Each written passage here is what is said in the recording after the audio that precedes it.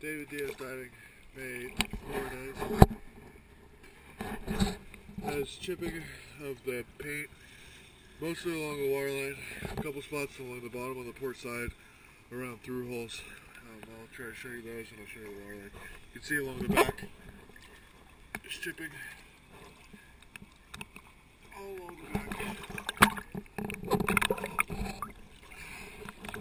Continues all the way up the side. I'll show you the bottom.